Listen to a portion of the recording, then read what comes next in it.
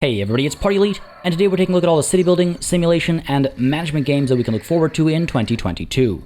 As with prior years, just to keep things organized, I have a separate video that I released earlier this week that focuses more on RTS, turn-based tactics, grand strategy, and 4X games. So if you're interested in those genres, make sure to check out the link in the description and pinned comment down below, and under the I at the top right corner of the screen. Any games you hear about in this list are games that I intend to cover on the channel through previews, reviews, let's plays, overviews, and more. So if you'd like to stay up to date with them and you're not already a subscriber, make sure you subscribe. As always, if there are any games that have piqued your interest either in this list or those that I've missed, let me know in the comments down below, as I'd love to know what you're looking forward to, and I'm always happy to add more to my plans for the year. Now, without any more time to waste, let's take a look at 20 of my most anticipated city building, sim, and management games set to release in 2022. Democracy 4 will be releasing out of early access on January 13th, and if you're unfamiliar with this series of games, I highly recommend checking it out if you're even remotely interested in the idea of managing an entire nation, warts and all.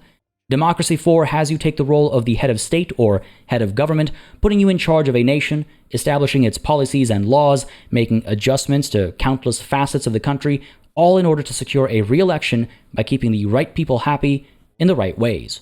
While the premise might sound simple, the task is anything but. Democracy 4 tries to simulate as many facets of a nation as possible, bringing up all kinds of potentially controversial or divisive topics, not really shying away from anything.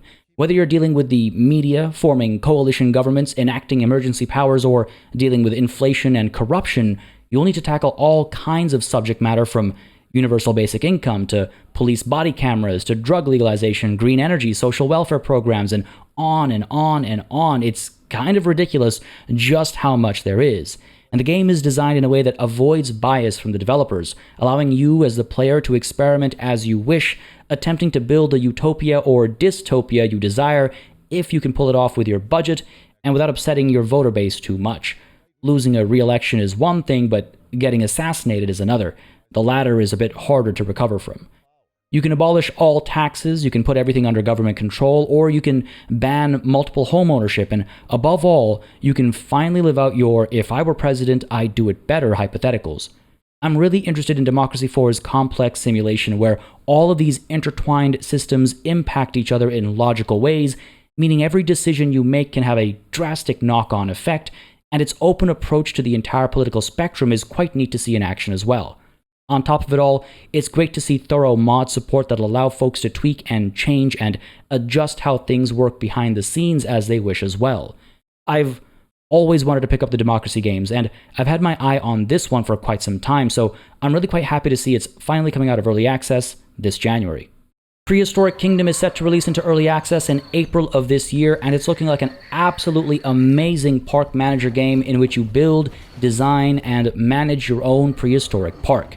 If you're familiar with Planet Coaster or the more closely comparable Planet Zoo, imagine a game with the building tools brought by those games mixed with the joy of bringing long-extinct animals back to life.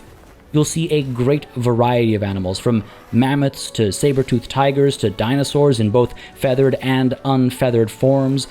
You'll be establishing sort of traditional enclosures as well as aviaries and more as you go about designing and building custom spaces for your guests and animals alike, including spaces for guests to sit down and eat and relax and rejuvenate before they resume their tours of your park and the spending that comes with it.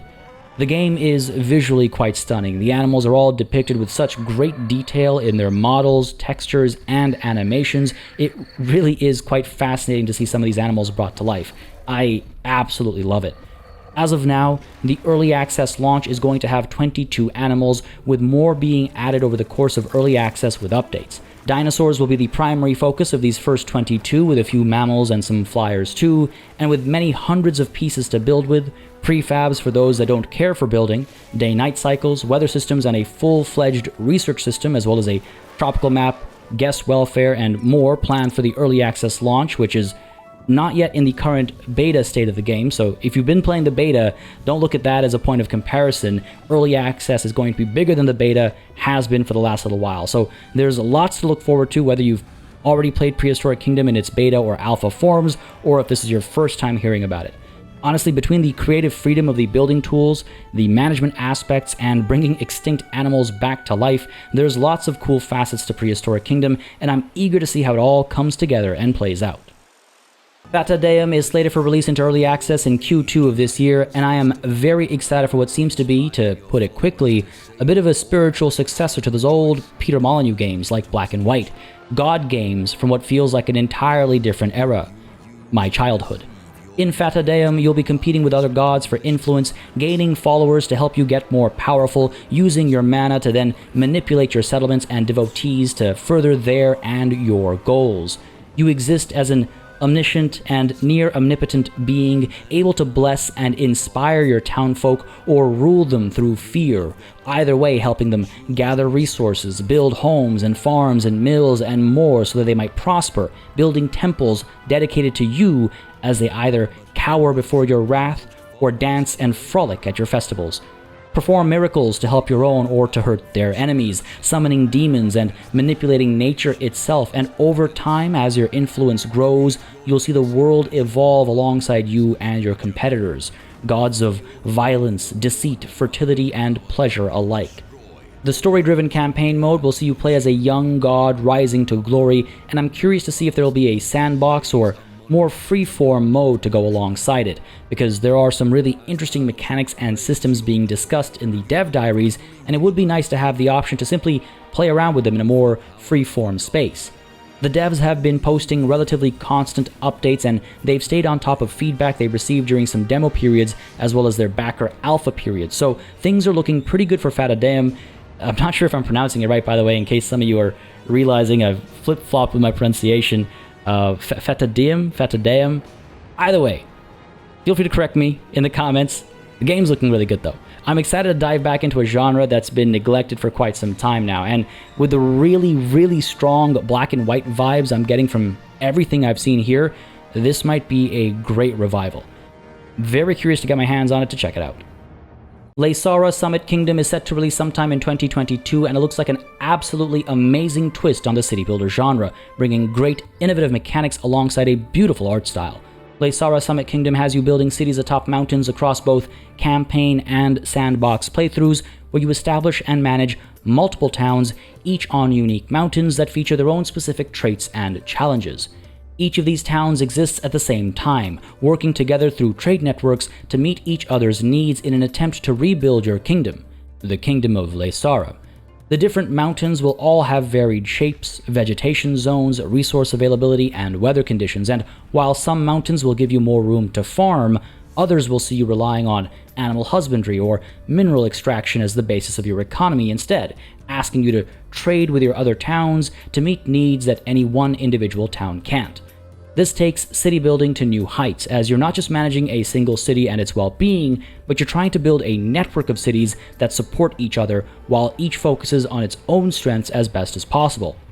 To this effect, you'll be establishing transport networks that tackle the unique challenges of a vertical kingdom, building roads, bridges, shafts, and more to ensure a reliable, consistent, and optimized network that can keep up with growing town populations and demands. You'll need to prepare for inevitable avalanches, building around them, or otherwise defending against the rushing onslaught of snow, whether that's done using walls or intentionally triggering said avalanche while it still is trying to build up a little bit. Again, these are mechanics that are completely unique to the setting, adding some much-needed variety to this space, to this genre. It's like the ultimate challenge of building a temple on the summit of your mountains is unique to Laysara Summit Kingdom here. You need to figure out how to get resources and builders up there to get the task done, and when it is done, it's done to beautiful effect. The devs have clearly stated that Laysara Summit Kingdom is a pure city-building game, focused on the economy, resource management, and surviving despite the inhospitable environment. There's no combat or military aspects here, just you and a very literal mountain of a challenge. I'm really excited for Laysara Summit Kingdom. It's got some very neat ideas, it's doing some very different stuff, and it's looking very beautiful while doing it. Expect to see more of it on the channel. IXION is due out sometime in 2022, and it had the briefest of reveal trailers that got me instantly excited and curious. Developed by the same folks that brought us the excellent Warhammer 40k Mechanicus comes a game that promises to blend city building with exploration and survival elements set amongst the stars in a space opera. You're the administrator of the Tycoon space station, and you're burdened with the responsibility of finding humanity a new home. You'll need to maintain the ship, manage resources, and keep the people on board alive and trusting of the corporation you represent, the corporation entrusted with this endeavor, and both the reveal trailer and the Steam page give ominous hints with regards to your potential troubles. Moral dilemmas, pursuit of new technologies, the dangers of space, and survival while exploring the void are all key components, and looking at some of the gameplay footage and screenshots, it looks like you'll be working with limited space across decks, organizing and arranging the various building blocks of a successful, safe station. The marketing for the game is sort of entering this meta space as well, as it uses platforms like Twitter to represent the agency behind the launch of the Tycoon, and I'm really curious to see the world the devs plan on building around the game to immerse us on the lead up to and after launch as well. We know to expect a narrative campaign, and the co-founder of Bulwark Studios has said that Frostpunk has served as a source of great inspiration as far as merging the narrative and core gameplay experience is concerned, and this is one of those times where my excitement is in part because of the gameplay mechanics being promised, but also in part because of the narrative around the game. IXION is a king from Greek mythology who was punished for disrespecting humanity and the gods by being tied to an ever-spinning wheel of fire. If that evokes any space-related imagery, let it be the idea of the ever-spinning wheel that would be required to create artificial gravity on a space station. The word Tycoon has many connotations in Judaism. I'm going to butcher all these pronunciations, so forgive me, but Tikkun Olam is the concept of mending the world. Tohu and Tikkun are the two stages of existence, and there's a few more besides. The AI on the station is called Eden, which I think is pretty self-explanatory, and even the name of the company that you work for, Dolos, is a reference to the spirit of trickery in Greek mythology. This kind of stuff gets me giddy before I'm even in-game, so expect more coverage on this channel for sure, on the lead up to and after release. Sweet Transit is set to release into early access sometime in 2022, and it's coming in with a very unique approach to city building, putting the train at the heart of it all.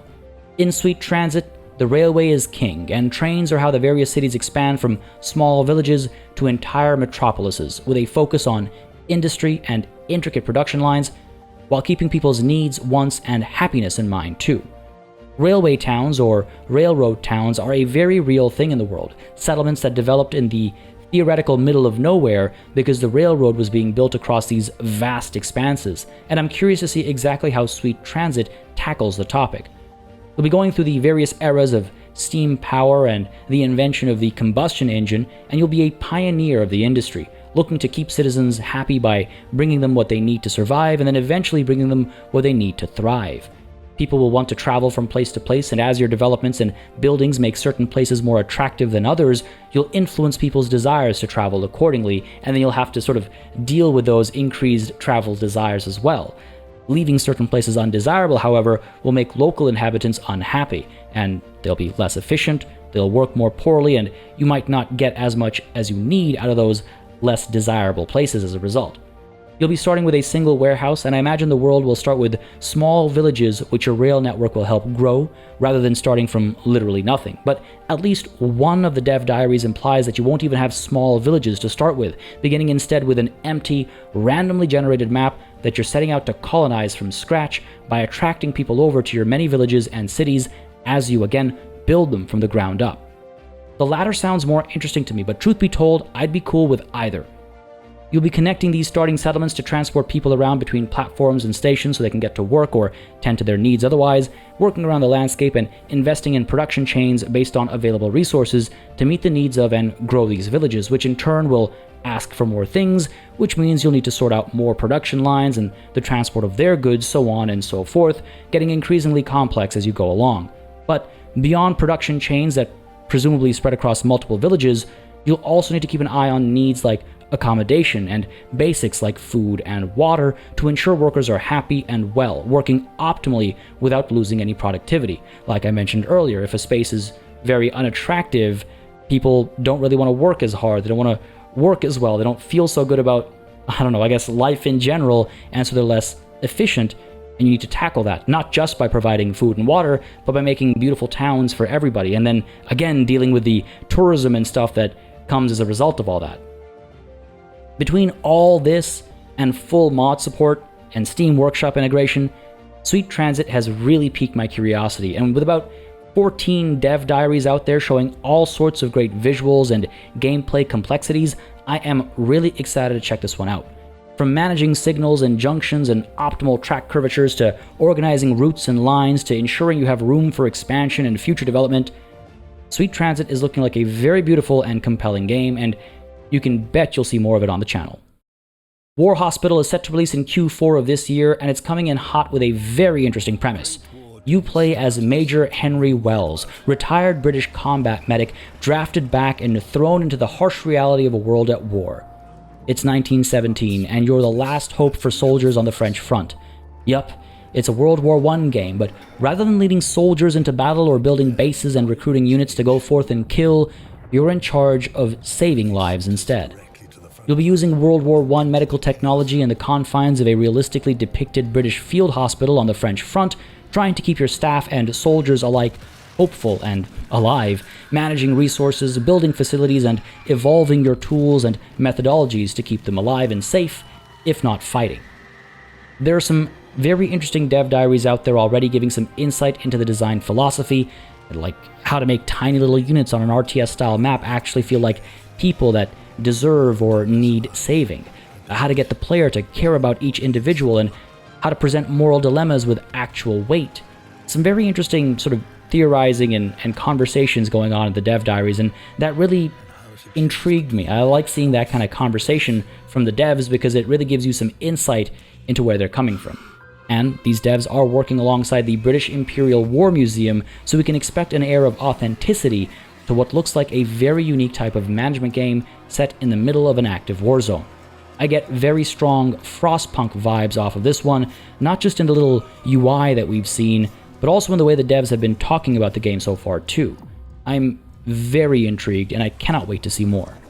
Kerbal Space Program 2 is set to release sometime in 2022 and is looking to fill some pretty massive shoes following up from KSP 1, which only just saw the end of its sustained development around August of last year. If you follow this channel even a little bit, you've probably heard me say time and time again that I quite like nerding out about space, and Kerbal Space Program has always felt like the most grounded and realistic of space exploration experiences out there, allowing you to build your own spaceships, rockets, vehicles, and more, exploring your solar system and either taking on challenges in a career mode with contracts and all, or embracing a more sandbox approach, challenging yourself to do all manner of wild or grounded space exploration using either the base game or any of the countless mods out there.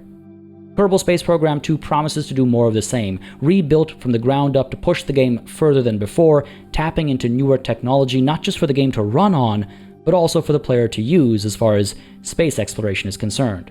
Near-future technology is going to be introduced in KSP2, allowing you to establish space colonies that have their own physics challenges and opportunities for exploration, and you'll even be able to build vehicles at those colonies to help push space exploration beyond your starting solar system.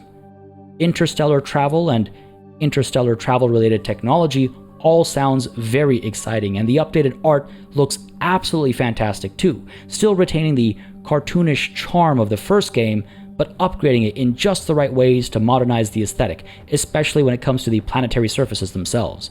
Multiplayer will be included as part of the base game, and mod support will be kept in mind too, considering how integral it was to the massive success of the first game, at least in my opinion.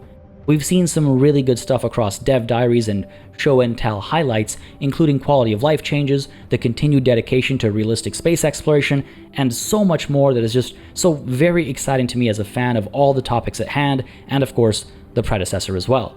You can expect a lot of coverage on the channel as we get closer to release especially, and I might even do a deep dive video on all there is to talk about already, if you're interested. Let me know down below. I play quite a bit of the first game, I just don't really do videos on it, but I want to dive into KSP2 on the channel for sure. Farthest Frontier is set to release into early access sometime in 2022, and it's looking like a rather beautiful and complex city builder from the folks that brought us Grim Dawn. As the name might imply, you're establishing your town at the edge of the known world, pushing into the untamed wilderness of the frontier as you harvest raw materials, hunt, fish, farm, and manufacture goods to sustain your growing population and town's needs. The game really seems to embrace the unique difficulties with trying to settle in an unfamiliar and distant land. You'll fight for survival against outside threats and the elements alike, building wooden palisades and stone walls, towers, and barracks to train soldiers with which to defend against raiders who would do you harm. And if it isn't outside invaders, disease will kill your settlement from within if you're not careful in managing clean water and balanced diets. Dysentery, rabies, scurvy, and tetanus can all cause trouble, and if you don't properly manage rodent populations, either by securing your food and disposing of your waste properly, or by getting rat catchers involved, you might find yourself dealing with the bubonic plague. Outside of the advertised dozens of diseases, the game boasts an extremely detailed farming system where you'll need to choose from a variety of crops with different characteristics, using crop rotation to maintain fertility while avoiding weather-related troubles, pests, and disease among the crops alike. You'll need to improve your farming capabilities and establish ideal growing conditions for your crops, and that's just farming we're talking about. There are 50 different buildings you'll need to use to go from a tiny town to a proper city, with each upgrading through tiers to either house more people or produce any of these 60 end products more efficiently. Local resources will determine what you can produce yourself versus what needs to be traded in, and you'll need to ensure that local fauna doesn't eat up your crops or attack your citizens either, while at the same time fighting off the depletion of your groundwater reserves. There are so many interesting moving parts to this game that set it apart from other survival city builders, and I'm very curious to see it all come together. GORD is set to release sometime in 2022 and is pitching itself as a single-player adventure strategy game, but its focus on population management, city building, and survival elements have me most curious.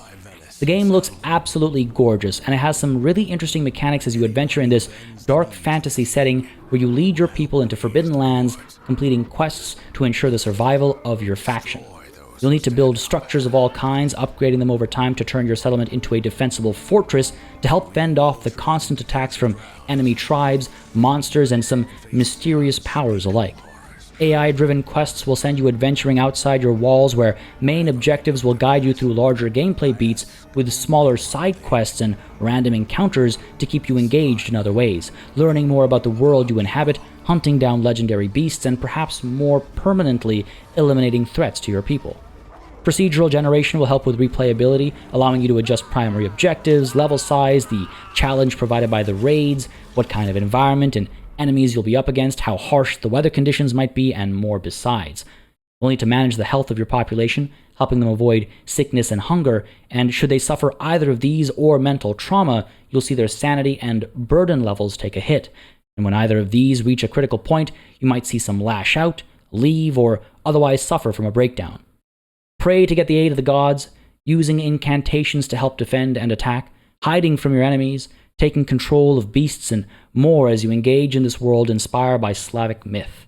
GORD is looking absolutely fantastic, and I cannot wait to check it out.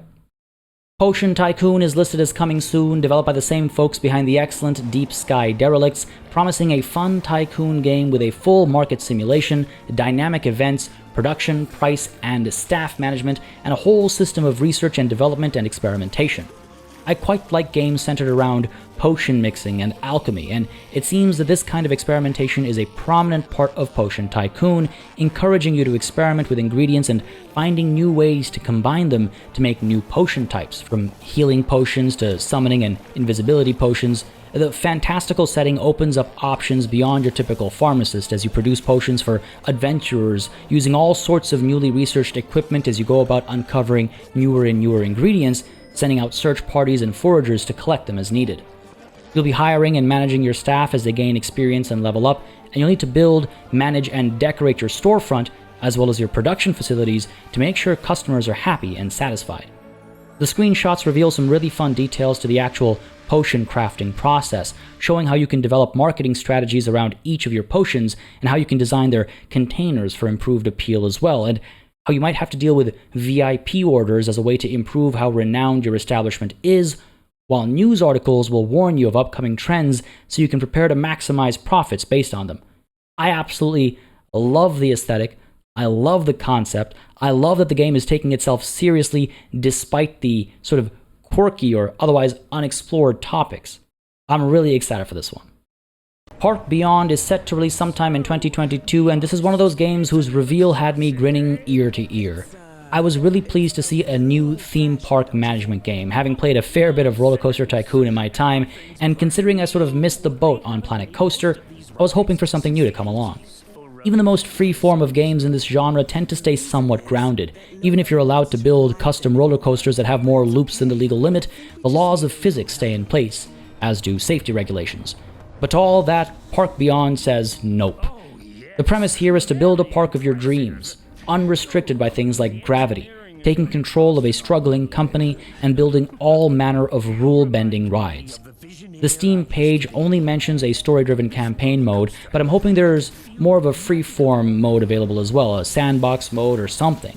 From the sounds of things, the game's not just about making funky rides though, as various monitoring tools will give you access to all sorts of data with which to improve your park experience. Again, this is a tycoon or management game, right? So from research and development to marketing to shop designs and staff members, you'll be managing all aspects of operating a theme park, as you can probably expect, with the added fun of things like, yes, roller coasters with cannons that launch the cars off the tracks or have jumps built into them.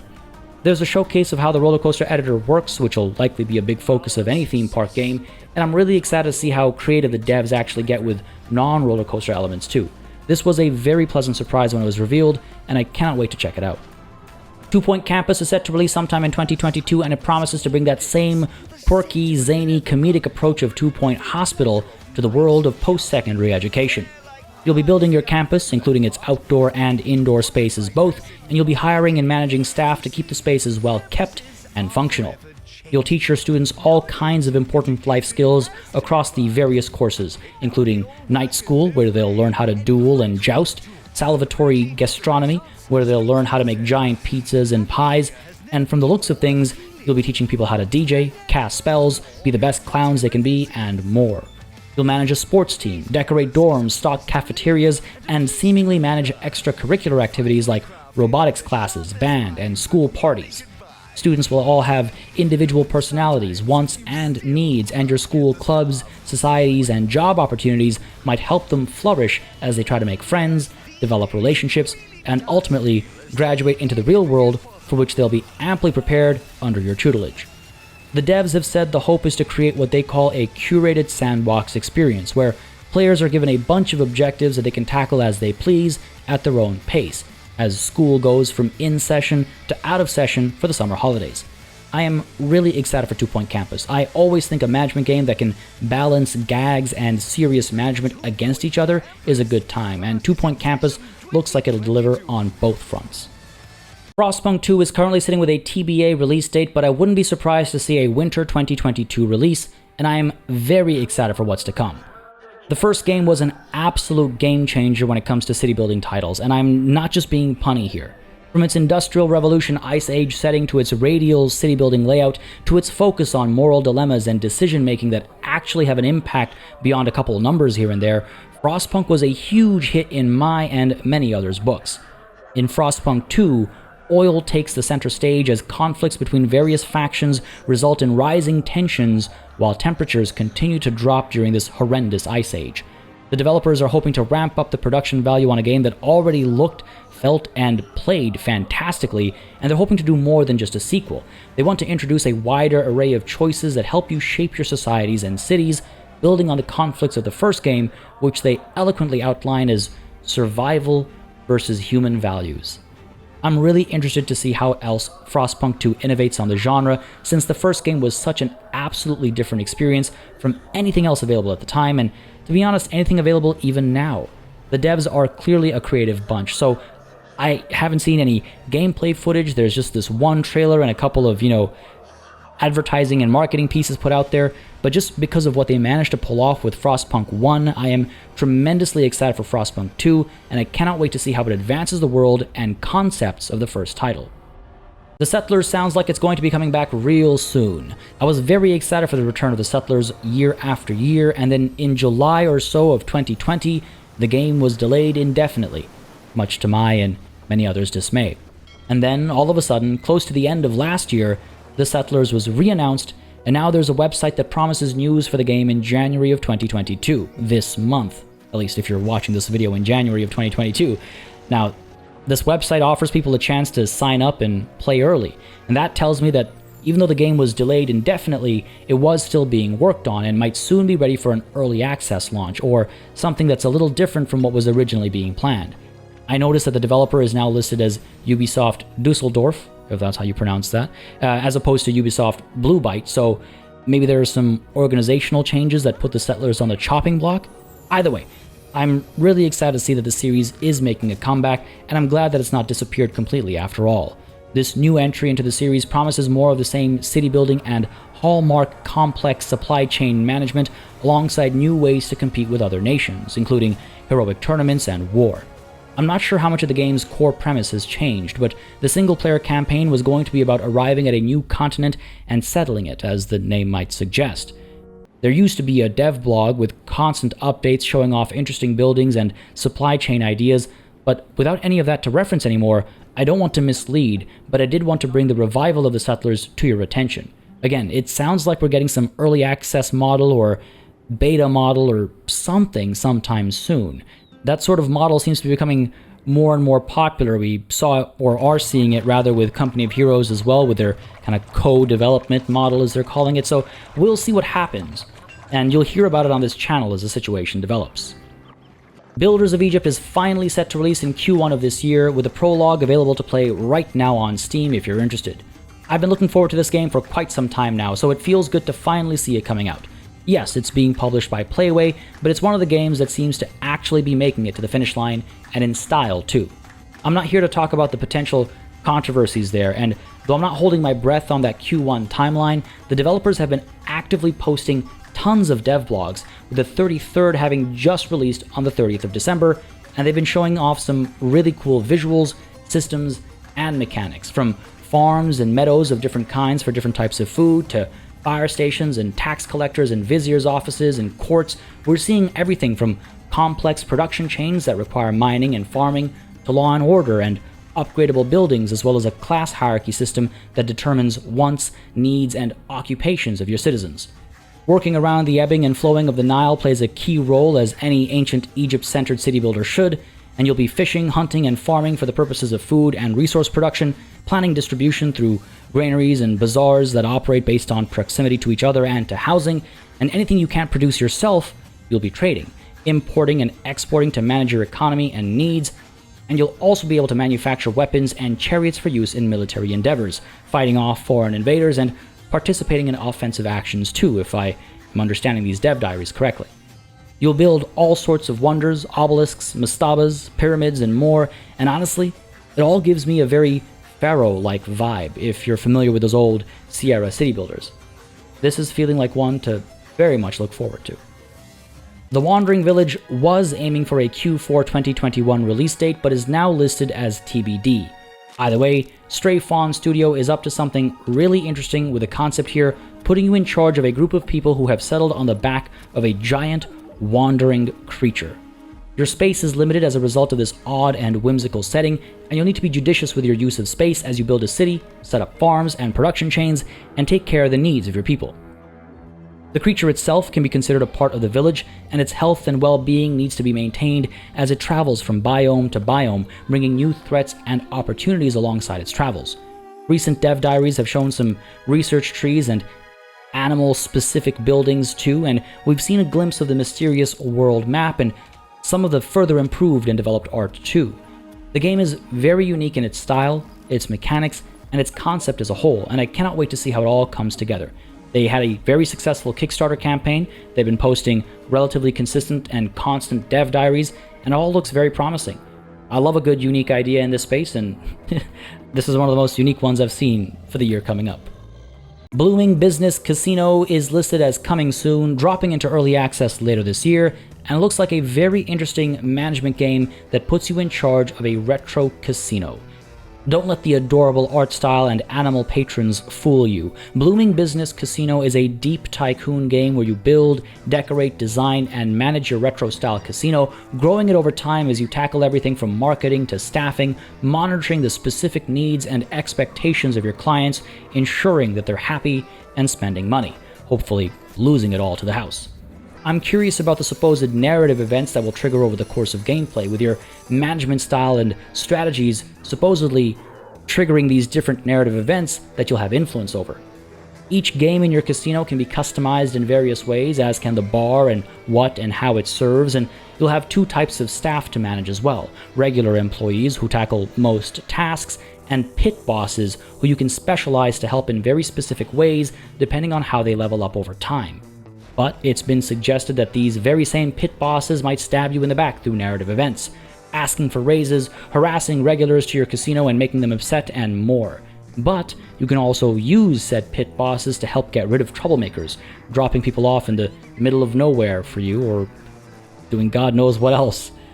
The devs have been very responsive to feedback. The game clearly has a lot to offer already, and I'm really interested in seeing how it proceeds through early access and beyond. Again, we're looking at a game which, has a very quirky, fun, and just whimsical look, but is dealing with some potentially dark topics. I mean, pit bosses that can disappear people. Like, really curious how it all comes together. This seems like a really fun one. Anvil Saga is set to release sometime in 2022, and having played the demo during one of the Steam Next Fests from last year, I can wholeheartedly say I am very pumped to see how the final game plays out. You play a blacksmith in the medieval era, responsible for managing your shop, its staff, its acquisition of resources, its financials, and more. You'll be following through a storyline where decisions you make will have an impact, not just on what tasks you'll need to fulfill, but what might happen to the very land upon which you live and work. And what happens to your head. It is the medieval era, and if you upset the wrong people, well, there are consequences, right? Wars are waged, and your home changes hands. Will you pay tax to the new king? You have a crush on a local noble's daughter. Will you put in an extra effort for her?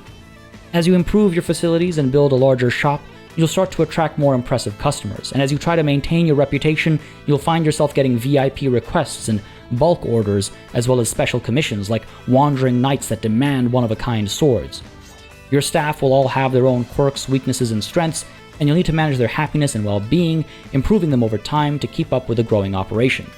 Anvil Saga has a very fun art style, a very fun premise, and a very fun set of management tools and requirements that I think work very nicely together. The demo was quite promising, and I look forward to its final release later this year. Full Metal Sergeant is set to release in late 2022, and while it definitely looks like one of the simpler games on this list, it also looks like one of the cheekier of the lot, focusing on a topic that I don't think I've seen get much attention before, if any. It sounds like Full Metal Sergeant is a game that you play short runs of multiple times, with 12 in-game weeks in each run to prepare your recruits and turn them into soldiers. You'll be setting various exercise regimens for them, making them more capable and potentially specializing them as divers or paratroopers and the like, and you'll be competing with other boot camps in competition, all in an effort to raise your own camp's prestige. Prestige which you then use in turn to upgrade your camp, rinse and repeat. Again, this looks like one of the simpler and smaller titles of the lot, but I'm always a fan of games like FTL, Faster Than Light, or Into the Breach, etc., that are often seemingly small, self-contained play sessions that you can keep coming back to time and time again, racking up those hours. I'll be keeping an eye on it, and you'll likely see me revisit it closer to or shortly after release to see if it lives up to my curiosity and expectations. But there you have it, 20 games for 2022 that should scratch any sim, management, and city building itches you might have. Whether you're looking for something historical or fantastical, I think I've got you covered.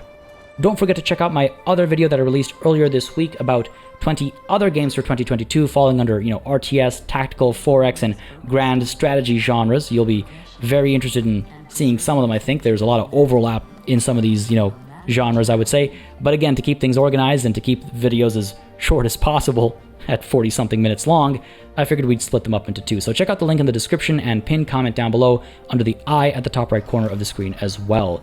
If there are any games that you're particularly excited for, any games you think I've missed, or any on this list, again, that you think are looking especially cool, let me know down below. It really helps me kind of decide what to do for the year ahead, and there's a lot of exciting stuff coming, so I'd be curious to know your opinions. As always, folks, a massive thanks goes out to all of the channel members and patrons who've been supporting the channel on a monthly basis. Y'all keep us alive and running smoothly, and of course, a big old thanks goes out to each and every one of you for watching. Until next time, cheers.